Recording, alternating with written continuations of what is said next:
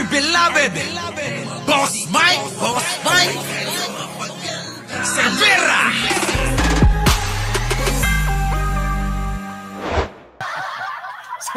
So eto na mga kababayan, nako, eto na, nagkabulgaran na. Nako, yan na nga ba sinasabi ko eh. Yan na nga ba sinasabi ko? Ewan ko ba? Oo. Hindi ba natin alam bakit ganito nangyayari ha? Ano na, mga kababayan ko. Mukhang nagkatotoo yung panaginip ha. Mga kababayan, yung sinabi ko sa inyo, nagkagulo yung INC.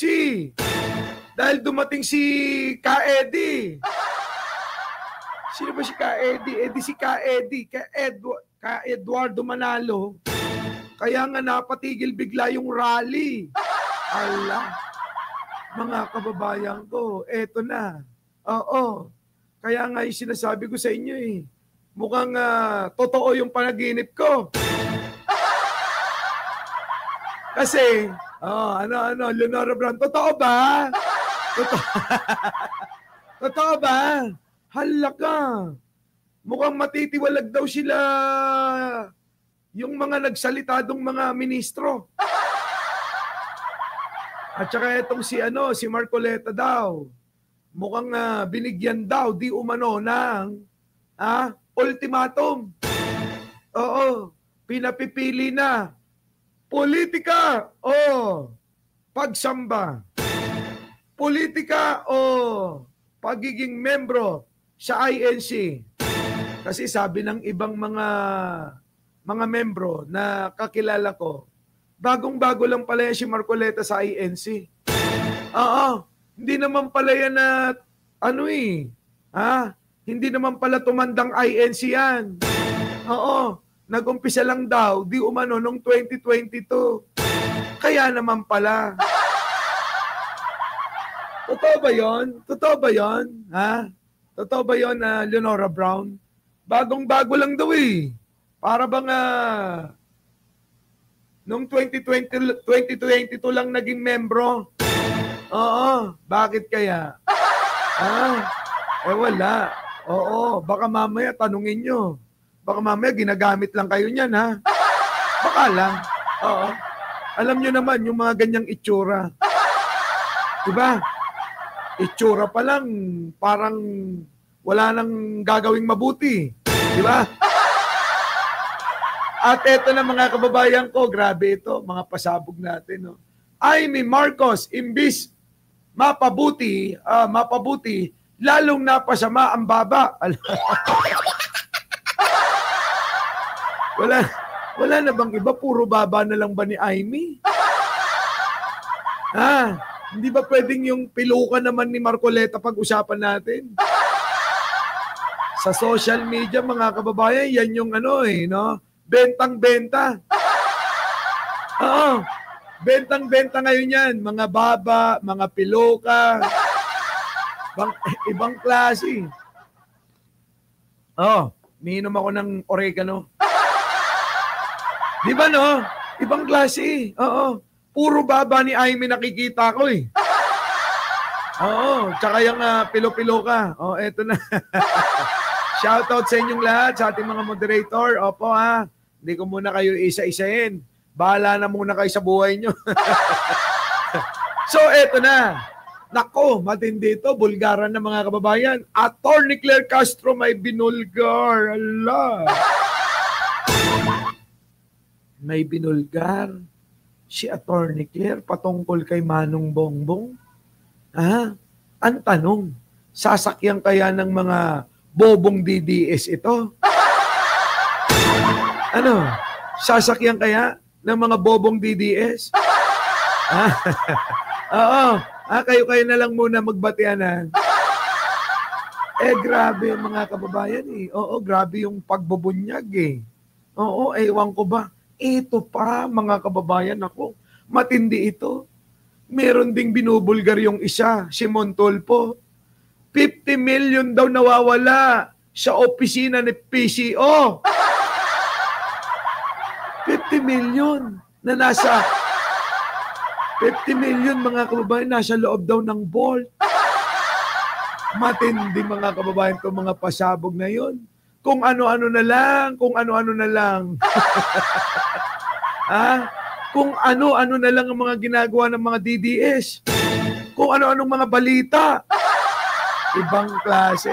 Pero ito ang totoo, mga kababayan. Oo, Ito po yung totoo. Grabe ito.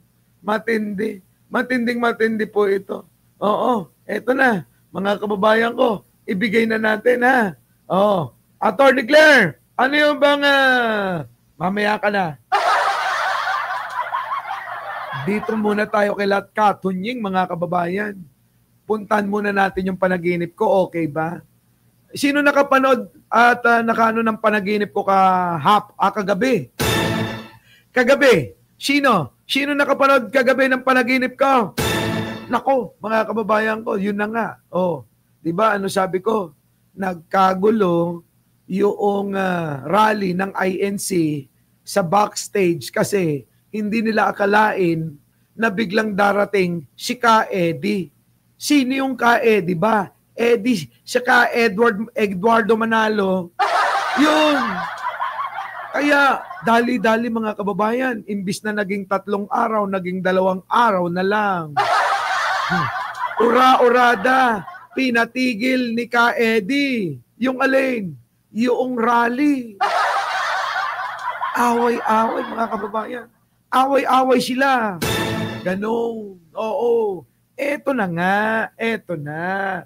Lumabas ito. Pakipasa mga kababayan, ha. O, hindi yan mukhang yan mamaya na. Nababasa nyo ba? O, press 1, ha, kasi malabo ngayon ang mata ko. Ayan, o. Ay, eto na. Lumabas na yung case report ng INC rally.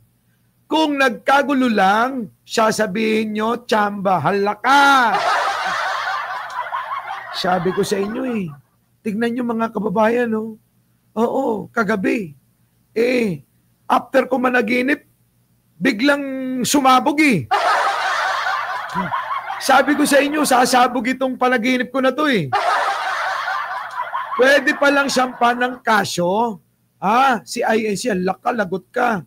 Lalo na yung ginawa ni Super Ate. Kaya palanahin to mga kababayan. Tama! May chismis na sabi ni Leonora Brown Iglesia ni Cristo ito True talaga yung Boss Mike, nagalit. Talaga sila sa ginawa. Nako! Eto na. Eto na mga kababayan ko. Ate, si Baba. At pagpapaakyat ng mga politician at yung sinabi ni Baba, buti na lang naka-video at may copy daw siya. Lahat naman may copy. Mami Pebbles, huwag kang mag-alala. Yung nagyakapan sila ni Panucha. At kinamayan pa ng mga ministro. Halaka. Hindi naman pala kaya kayo, religion. Alaka. Nagbabasa lang ako din disclaimer. Hindi naman pala kayo religion Napakalaking kasalanan pala ang ginawa ninyo nung araw na yon. At dahil diyan, baka may itiwalag at may posibleng mawala sa politika. Diba? Ano sabi ko sa inyo mga kababayan ko? May ultimatum. Yung isang membro na may piloka. Tama, mali. Sino ba nakapanood? Sa mga hindi nakapanood, balikan niyo yung kagabi. Para maka-relate kayo sa topic natin ngayon. Tignan niyo mga walang yan na to. Yung mga DDS nandito na naman, 374 pa lang daw yung nagla-like sa inyo. Kayo naman mga DDS, pag natauhan kayo, Pag natauhan kayo dahil sa akin, tapos di pa kayo nagla-like, yan na nga lang ang ambag nyo rito. Mag-like naman kayo. Oo, kahit na ayaw nyo sa akin, pero natatawa kayo, mag-like na kayo. Lakihan ko ha. Ito na. Eto na. Posibleng mawala na sa politics. Di ba? Sinabi ko, ultimatum. Sino nakapanood nun? Oo, napanood namin. Eto na. Napanood. Eto na.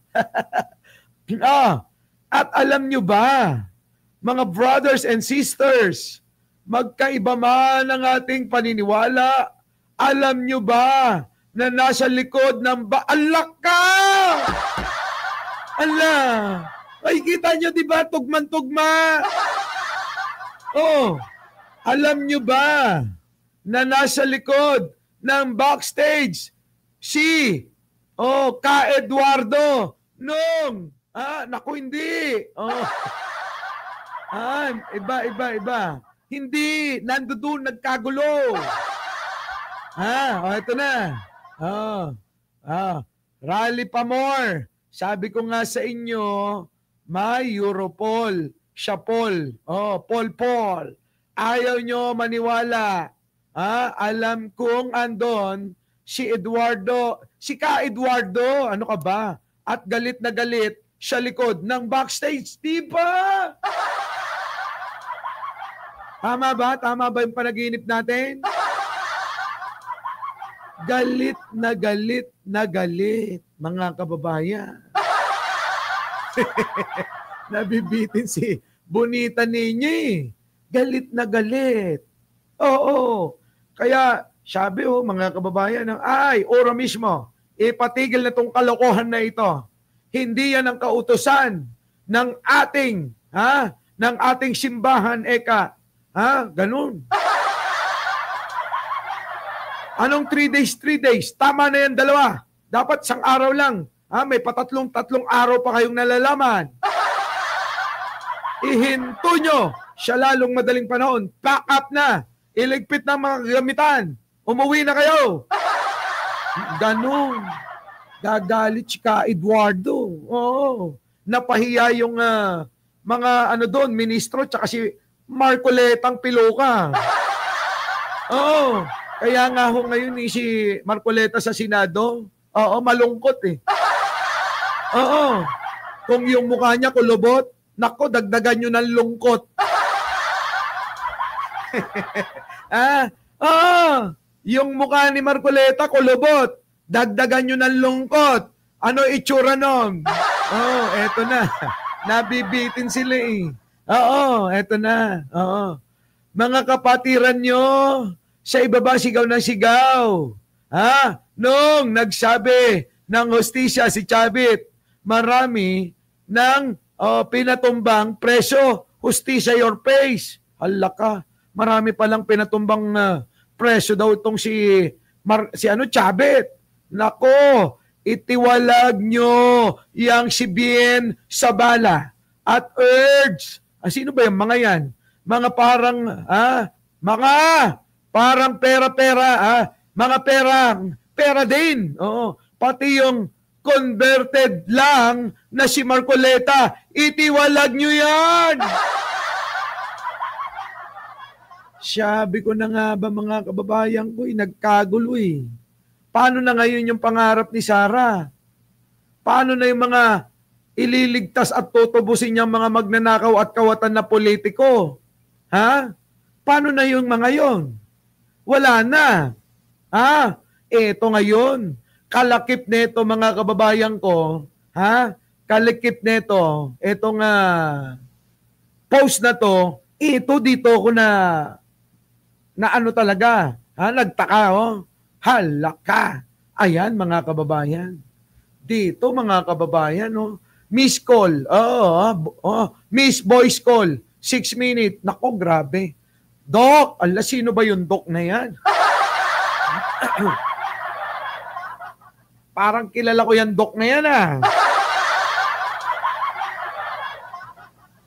Nasa panaginip ko to eh. Doc, galit na galit ang Ka Eduardo sa nangyari. Ayan yan ang sinasabi ko sa inyo eh. Yung mga membro din ninyo, ang naglilik ng mga nangyayari. Yung membro ninyo, yung naglilik ng nangyayari dyan sa loob nyo. Diba? Kasi nga hindi naman lahat ng mga kaanib ng kapatiran ng iglesia ay sang-ayon sa kagustuhan netong ilang mga nagnanais di umano na agawin ang pamumuno ng kapatiran kay Ka-Eddie. Si Ka-Eduardo. Alam nyo ba yon? Na may ganong mga chismis, may ganong mga alingas-ngas na di umano itong mga naghahangad na di umano'y gusto ikudita rin yung pong pamumuno ng butihing Ka-Eduardo, abay, nabunyag!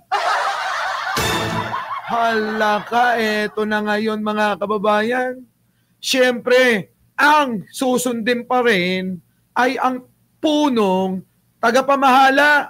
Pangkalahatang tagapamahala. Wala pong iba kung hindi si Ka-Eduardo Manalo pa rin ang susundin. Allah! Diba? Sabi, Leonora Brown, di mangyayari ang Boss Mike We Love. Ka-Eddie, Ka-Eduardo Manalo. May nagbabalak daw na kudita na aagawin na yung pamamahala kay butihing Ka-Eduardo Manalo. Nagkagulo na. Grabe, no? Grabe. Eto na, mga kababayan ko. Sabi rito, Dok, galit na galit ang Ka-Eduardo. Siya nangyari kahapon. Kaya siya mismo nagpatigil after speech ni Baba. Kababayan, bukod sa ititiwalag si Kabien at Kasabala, itong mga ito, baka naman ito yung mga naghahangad, Baka lang naman. Pakitanong na lang sa kanila. Hindi kaya itong pangalang Kabien at Kasabala, At ito pa, meron pa itong Ka-Urge. Hindi kaya yan yung mga nagbabalak na magkudit at agawin kay Ka-Eduardo na yung pamumuno? Diyan siya, samahan, relihiyong iglesia, hala ka. Eto na. Eto na mga kababayan. Sabi rito, bukod sa ititiwalag si Kabien at Kasabala, eto yung mga magsalita, naman! Papayagan ba natin na ganito na lamang? Yun, yung ganung magsalita. Yung ganung magsalita doon sa entablado. Diba? Ayan na. Dahil sa speech nila, laka yung mga speech na hindi maaari. Papayagan ba natin ang ganitong pamamahala? Mga ganun mga ganun magsalita yun sa totoo lang sabi ko nga sa inyo, kung ako sumunod lang sa mga lolo't lola ko, malamang ministro na ako. Malamang ministro na ako. Malamang baka ako na tagapagsalita ng iglesia, Ay, grabe mga kababayan. Eto na. Eto daw. Bukod sa ititiwalag nga daw itong Kabien at Kasabala at maaaring Ka-Urge dahil sa speech nila at planong pag-outs. Alaka! Ito. Itong huli mga kababayan. Itong huli, At planong pag-outs, pagtanggal kay, Ka-Eduardo. Hala. Kagulo na mga kababayan. Kagulo na. Diba? Yaan, mga kababayan ko. Kaya daw yung politiko na, Hermes ang tatak ng piloka. Hermes, siyempre, pang sosyal, pang mayaman. Minsan daw ang suot Christian Dior. Oo. Kapag ka na luluray-luray na daw ho, yung pong kanyang piluka yun daw ho Louis Vuitton. Socially, di ba? Mayaman So yun, mga kababayan, ang nangyari. Halaka. Di ba? Halaka. Yari, mga kababayan. So paano ngayon? Totoo yung, sabi ko sa inyo, hindi pumapalpak ang panaginip ko Nagkakatotoo talaga, no? Nagkakatotoo panaginip ko. Abay, magsa-10,000 na tayo, baka naman mag-like na kayo. Magsa-10,000 na tayo, ha? Boss Mike, malapit nang napalitan si Ka Eduardo. At ipapalit yung anak na si Angelo. Paano yung mga nangangarap na yun? Ha? Paano yung mga nangangarap na sila yung mag-take over? Ha? Di ba? Yan na nga ba sinasabi ko, mga kababayan Yari talaga. So ano masasabi nyo dyan? Ha? Ano na? Our beloved Boss Mike Severa.